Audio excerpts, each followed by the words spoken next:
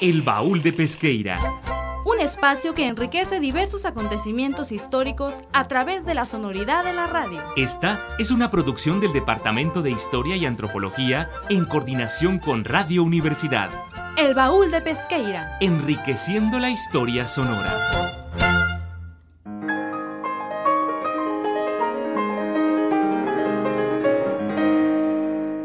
Muy buenas tardes, radioescuchas. Sean bienvenidos una vez más a su programa El Baúl de Pesqueira. Los saluda su compañero Daniel Montaño y en esta emisión continuaremos con el tema de la telenovela mexicana. Esperamos que sea de su agrado. A continuación, Víctor Cervantes hablará sobre la telenovela infantil.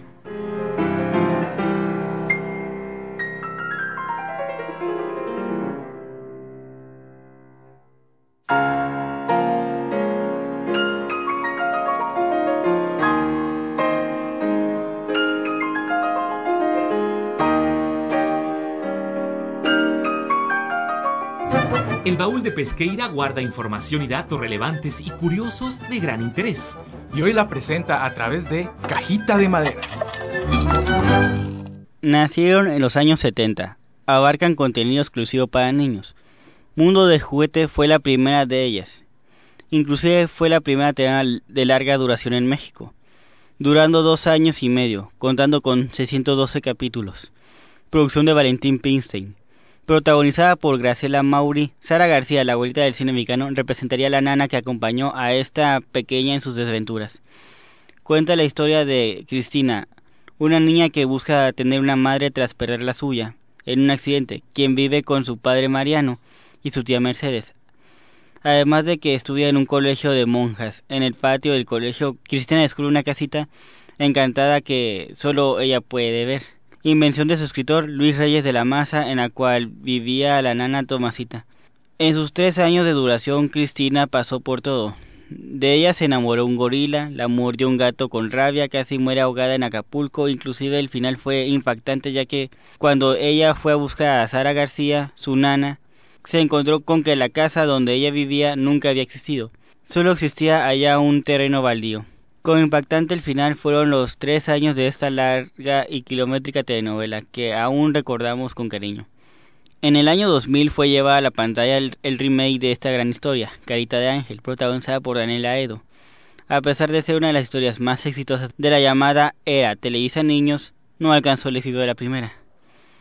Después del éxito de esta primera telenovela llegó Gotita de Gente, la cual tuvo su remake en 1997 con Gotita de Amor, con la actuación protagónica de Andrea Lagunes. Chispita llegaría hasta 1981, misma que también tuvo su remake, Luz Clarita, en 1996. Mientras que la primera versión fue protagonizada por Lucero, la segunda lo fue por Daniela Luján. Ambas historias tratan de niñas huérfanas, mientras que en la primera es una niña que busca ser adoptada, en la segunda es una niña que va a vivir a la casa de una familia rica, porque la hija del dueño necesita de su alegría para volver a sonreír. Este género se hizo triunfal en los años 90, cuando Rocio Campo empieza a trabajar en Grupo Televisa, con El Diario de Daniela. Se consolidaría como horario infantil en 1998, de las 4 a las 5 de la tarde, a la que le siguieron éxitos tales como Amigos por Siempre, Aventuras en el Tiempo, Cómplices al Rescate, Alebrijes y Rebujos y Misiones SOS. Pero no solo fue Ocampo quien produjo este género. Nicandro Díaz, quien fuera uno de los pupilos de Pimstein, produjo Gotita de Amor, Carita de Ángel, Vivan los Niños, que fue un remake de las exitosas Carrusel y Carrusel de las Américas. También contamos con De Pocas Pulgas, que fuera un remake de El Abuelo y Yo. Hubo 3 telenovelas infantiles especiales con sentido navideño. Cuento de Navidad, basada en la novela del escritor Charles Dickens, Rayito de Luz y Navidad sin fin. Este género lanzó el estrellato a muchas grandes cantantes, tal sería el caso de Belinda o Dana Paola. El objetivo de estas propuestas televisivas es el de mostrar material exclusivo para niños y entretenerlos. Se explicaron temáticas de tal que los niños pudieran entender el maltrato infantil, la violencia intrafamiliar, la aceptación de niños con capacidades diferentes, el cuidado de los animales, entre otros temas. Este estilo de telenovela se dejó de producir debido a que las temáticas a los niños ya no les gustaban. Esto se puede ver en el poco rating que alcanzaron. Fue en el 2005 con Sueños y Caramelos, que fue el remake de La Pícara Soñadora, y Palo y Andrea las que cerraron un ciclo. Para el Baúl de Pesqueira, Víctor Cervantes. Jorge Lares nos explicará cuál fue la novela rosa. Hablar de la historia de la telenovela clásico rosa es remontarse a la historia del género mismo. Es, en primera instancia, el primer y principal arquetipo de historia presente en el género. Por lo que mostrar los antecedentes de la telenovela rosa es hablar del nacimiento de la telenovela mexicana como tal. La telenovela clásico rosa tiene como antecedentes principales las lecturas de folletín famosas en Francia durante el siglo XIX, dirigidas principalmente a las clases populares, las cuales no contaban con recursos económicos suficientes para costear la compra de un libro, pero podían gastar cantidades de dinero menores por un periódico. Aparte, los consumidores a los que iban dirigidos los folletines eran personas recientemente alfabetizadas tras las revoluciones que enfrentó Francia en el siglo XVIII, o personas con poca instrucción o preparación académica. En algunos periódicos se podían encontrar historias seriadas, las cuales se publicaban por entregas, dejando al lector en suspenso y a la espera de la siguiente publicación. Entre sus características principales se encuentran un argumento increíble y con poca o ninguna dificultad de entendimiento, con tramas que iban desde las historias amorosas hasta actos criminales y hechos extraordinarios, todo ello manejado sin mucha profundidad.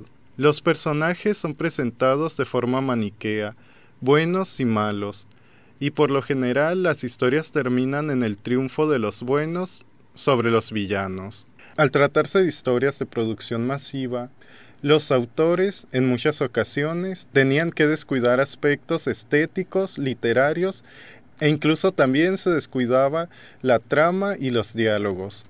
Su nombre se debe a que estas historias eran publicadas en la franja de abajo de los periódicos o eran entregadas como suplementos en cuadernillos o folletos. Algunos autores de folletín lograron superar las limitaciones del formato y destacar por su estilo y valores artísticos.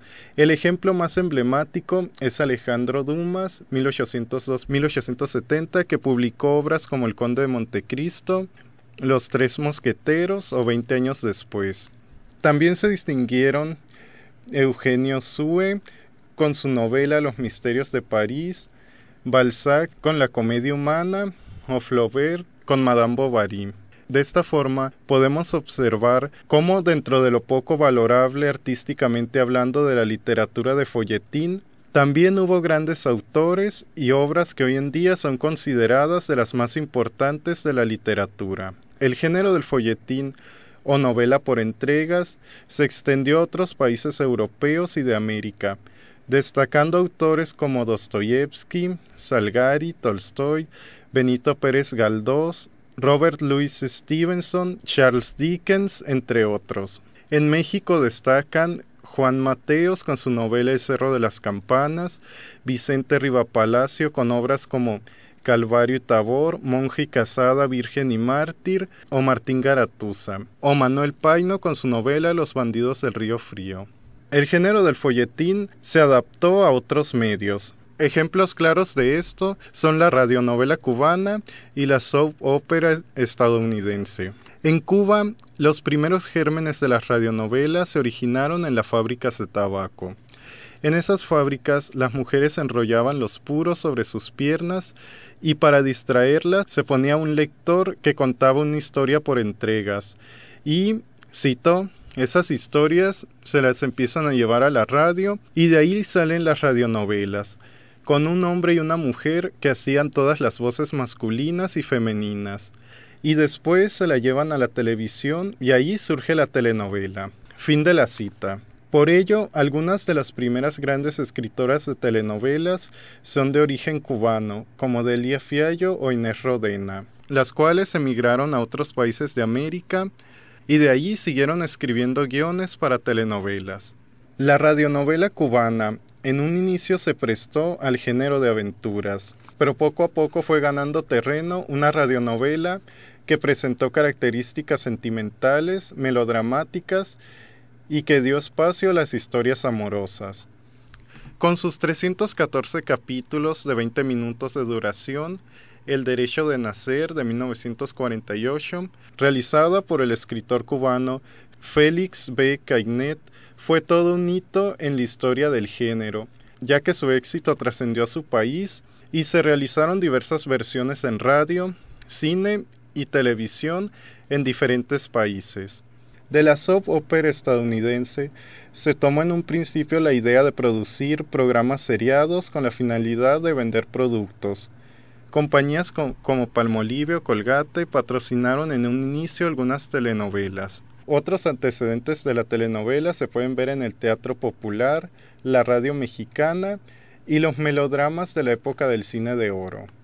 La telenovela clásica mexicana desde sus inicios tomó lo esencial de sus fuentes de inspiración.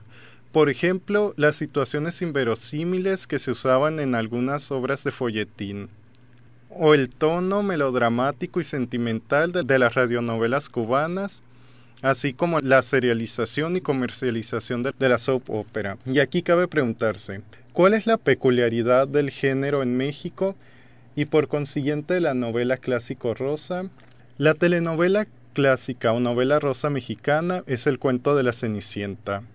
La protagonista principal es una muchacha pobre, virgen, de nobles sentimientos, que trabaja duro para salir adelante y que tiende a enamorarse de un hombre de una clase social privilegiada. Pero el camino no es fácil para la protagonista, ya que se topa con diversas adversidades como la diferencia de clases o la intromisión de otros personajes, generalmente una rival de amores que es lo opuesto a la protagonista, ya que es malvada en extremo y utiliza su belleza, seducción, mentiras, manipulación y engaños para lograr sus objetivos. El final de la historia suele ser un final feliz en el que se castiga a los villanos y triunfa el amor de los protagonistas.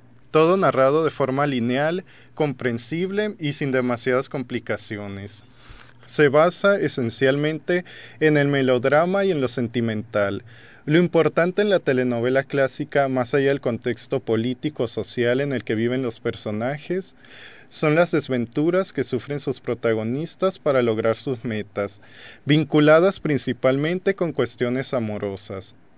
Otro aspecto a tener en consideración es el énfasis en el maniqueísmo, es decir, los personajes son buenos, puros e incapaces de cometer actos de maldad, o por otro lado, son extremadamente viles y capaces de las más grandes fechorías. En sí es una batalla del bien contra el mal.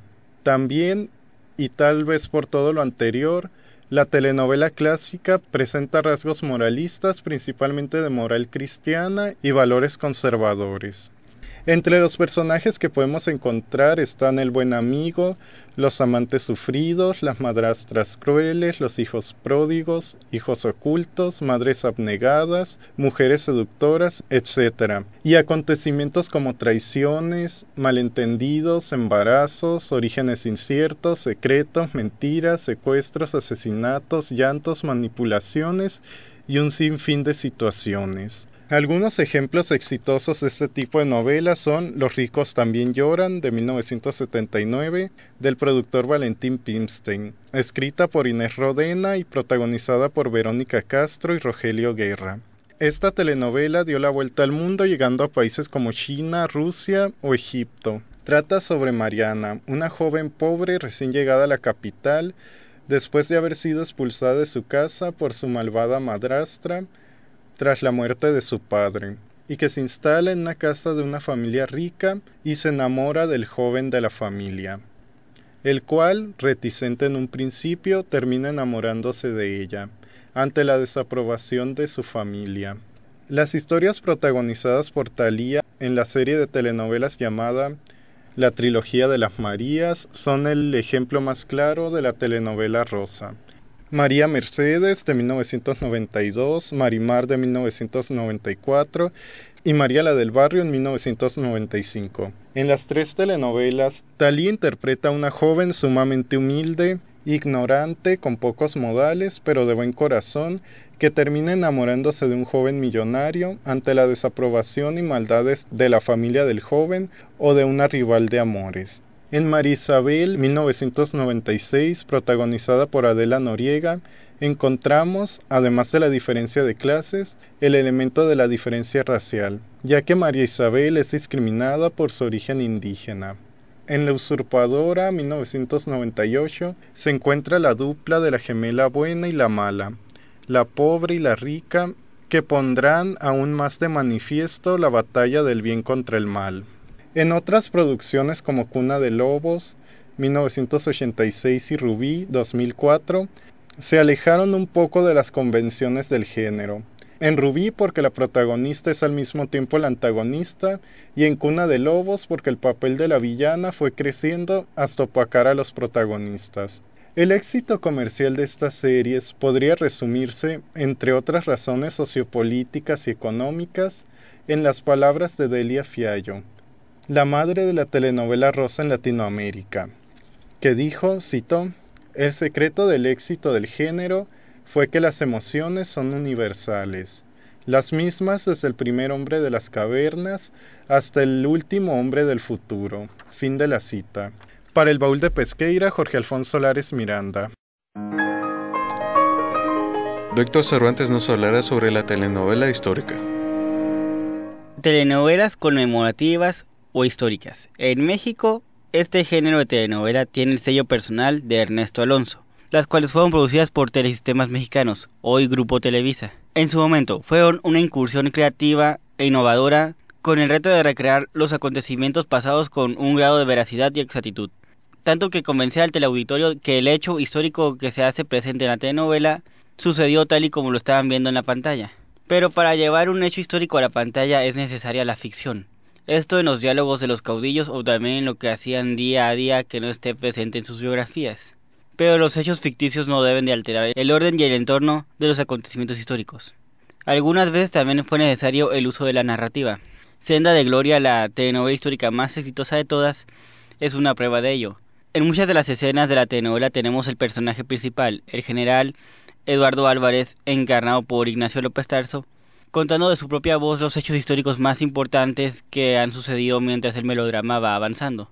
Existen quejas acerca de las estrategias para contar un hecho histórico mediante el uso de la ficción. Luis González y González dijo en su momento, cito, «No creo que deban utilizarse personajes ficticios. La historia televisiva mezcla la historia con un aderezo de ficción. Para mí innecesario. Se pueden hacer telehistorias con inteligencia sin la necesidad de meter elementos de ficción. La historia está comprometida con la verdad histórica, no con la ficción». Cierro cita. En El vuelo del águila, poniendo otro ejemplo, el protagonista de la telenovela es Porfirio Díaz, donde se presenta como un hombre con defectos y virtudes, aunque aquí el problema fue que la producción no ofreció datos que confirmaran la visión favorable. La telenovela tiene la ventaja de ser una de las pocas telenovelas en donde no tenemos personajes ficticios, contando o viviendo los hechos históricos. Siento que aquí son los mismos personajes de la historia de México quienes protagonizan el melodrama. Por lo general, el público televidente tiene la tendencia de confundir la historia de México con la ficción, pero este sigue siendo un intento de que el grupo en el poder se siga legitimando. Los hechos históricos por sí mismos lograron una identificación con el público, ya que forma parte de la creación de la identidad nacional. Son muy pocos los hechos y personajes de la historia que no sean conocidos por los mexicanos, siendo gracias a estas producciones como se pudo establecer una relación más íntima entre el público y los personajes, en especial debido a que en la mayoría de los casos describieron a nuestros personajes como personas de carne y hueso, cada uno con su propia personalidad, con sus propios aciertos y desaciertos, siendo por esto que los televidentes sientan una conexión con los héroes o villanos de nuestra historia. Puede notarse que al utilizar a los personajes de la historia de México tanto para el cine o para este caso la televisión, el manejo que les dan en muchos de los casos los vuelven más humanos, ya que por la historia que se enseña en las escuelas los tenemos más como mártires, caudillos o personas intachables o figuras divinas. Al mostrar las telenovelas los datos dramatizados de los hechos históricos brindan también un valor emocional al recrearse las batallas. Se despierta la emoción en el espectador aunque éste puede ya conocer cómo acabará dicha batalla. Esto pasa igual cuando solo sigues a un personaje en específico. El televidente lo ve entrar en juego con otros personajes y con la historia. Dos telenovelas conmemorativas entraron en otro estilo de género, en el melodrama casero, el género de contenido social o pro desarrollo. Maximiliano y Carlota en 1965 la primera telenovela histórica de la televisión mexicana, y El Carruaje en 1972, debido a que ambas despertaron el interés por la historia en la ciudadanía de México. Para el Baúl de Pesqueira, Víctor Cervantes. Para continuar les hablaré sobre el cine rock and roll en colaboración de Víctor Cervantes. Cine rock and roll. El cine ha servido para enviar al estrellato a varios cantantes en todas las épocas. Directores como José Díaz Morales, Tito Davidson, Julián Soler, Rafael Valedón, Julio Bracho, Alfonso Corona Blake, Emilio Gómez Muriel, Abel Salazar y Luis Buñuel, entre otros, pusieron como protagonistas de sus historias a rock and rolleros, en cintas que en su mayoría tenían un trasfondo exagerado donde representan a la juventud con sucesos que marcaron el futuro del séptimo arte en nuestro país.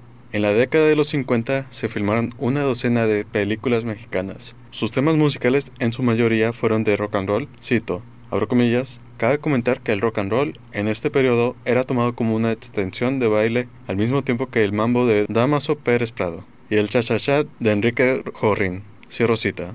El cine no pudo escapar de este nuevo género naciente. Los productores decidieron invertir en las nacientes figuras de la música para hacer películas musicales, cito, y con ello promover el auge de gente como Enrique Guzmán, Angélica María, Los Hooligans, César Costa, Alberto Vázquez, los hermanos Carreón, Julissa, entre otros. Cierro cita. Siendo en 1956 cuando aparecen en la pantalla grande las primeras historias con el nuevo ritmo, cintas como Juventud Desenfrenada, Los Chiflados del Rock and Roll, Música de Siempre, Al Compás del Rock and Roll, todas interpretadas por músicos que venían de cantar otro tipo de géneros, Luis Aguilar, Pedro Vargas y Agustín Lara. Estas cintas sirvieron más que nada para mantenerlos vigentes.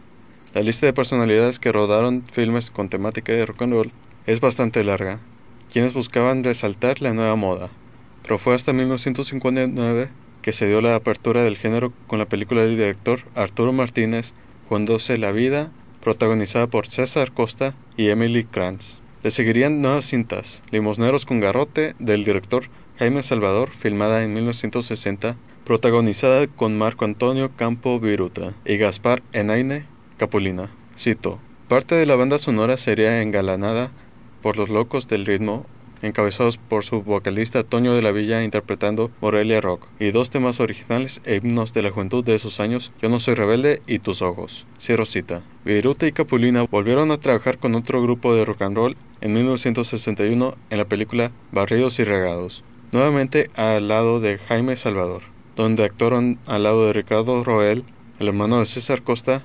Cito, se aventarían dos canciones originales de Eric Medina, No está aquí, y el emblemático Acapulco Rock. Cierro cita. Los siguientes años, 1962 y 63, fueron decisivos para el género musical en el cine nacional, con 4 cintas. Twist, La locura de la juventud, fue una de ellas. Proyecto de Abel Salazar, pero dirigida por Miguel M. Delgado. El debut cinematográfico de Enrique Guzmán, cito, tuvo como atractivo el contar en su reparto a nuevos valores como María Eugenia Rubio, Alberto Vázquez, quien se presentaba por primera vez en cine, Ricardo Roel y Luis Bibi Hernández. Cierro cita. El cielo y la tierra fue el primer proyecto cinematográfico de César Costa, donde aparecieron famosos temas musicales como Besos por teléfono, No existe el amor y Mi única ilusión. Angélica María formó parte del elenco donde cantó Un peso. Cito, cabe destacar que Germán González Fajardo, ex Bopper, estuvo presente en dicho filme tocando la trompeta. Cierro cita. Chano Urueta también puso su granito de arena en el género, en compañía de los comediantes Germán Valdés Tintán y Adalberto Martínez Resortes en Los Pilotos de la Muerte, Los Locos de Twist, cito, donde marcarían el paso de los Teen Tops, acompañados en sublime amor por el cantante Dino y también por Ken Smith, ejecutando Popotitos. Aquí Tintán cantaría muy a su estilo No está aquí, de Eric Medina. Cierro cita. César Costa produjo en 1963 Dile que la quiero, donde actuaron Fernando Luján, Patricia Conde, Óscar Madrigal y Fanny Cano. La Edad de la Violencia fue un proyecto que estelarizó César Costa. Desfilaron otros grandes del rock and roll de la época, Manolo Muñoz, Alberto Vázquez y Óscar Madrigal. Gilberto Martínez Solares filma Una joven de 16 años, donde inclusive Julio Alemán cantó un tema rock and rollero, Pan y Amor, adaptación de Pan con mantequilla. Rafael Valedón trabajó en muchas ocasiones con Enrique Guzmán, Angélica María y Manolo Muñoz. En 1963 trabajaron juntos en Vivir de Sueños y Mi Alma por un Amor. Y en 1964 Yulisa se unió al grupo En El Pecador. En 1965 Yulisa actuó junto a Enrique Guzmán y Violeta Rivas en Nacidos para Cantar. Roberto Rodríguez le dio un protagónico a Yulisa en Nosotros los Jóvenes, donde la artista no cantó ningún tema, pero aún así se lució con su actuación. Estas fueron solo algunas de las películas mexicanas con rock and roll. Es difícil de decir cuántas películas de este género hay en México porque el asunto tiene diferentes formas. Cito, por ejemplo, se han utilizado los temas de este género para musicalizar el fondo en las películas. Rockeros mexicanos han hecho música original para cintas. Han participado en películas como actores, pero no como músicos. También algunos filmes son clasificados como rock y ni siquiera se menciona o no se toca alguna canción de este género. Cero cita. Para el Baúl de Pesquera, en colaboración de Víctor Cervantes, Daniel Montaño.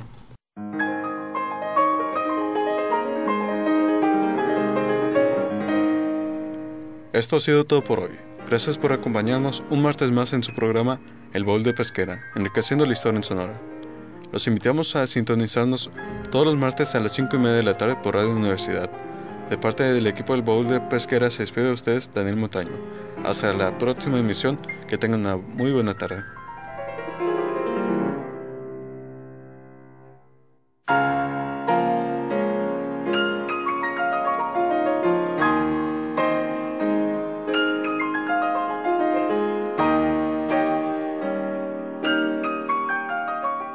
Por hoy, el Baúl de Pesqueira ha cerrado un programa más. Te invitamos a escuchar un encuentro entre el pasado y el presente de Sonora en la próxima emisión. Esta fue una producción del Departamento de Historia y Antropología en coordinación con Radio Universidad. El Baúl de Pesqueira. Enriqueciendo la historia sonora.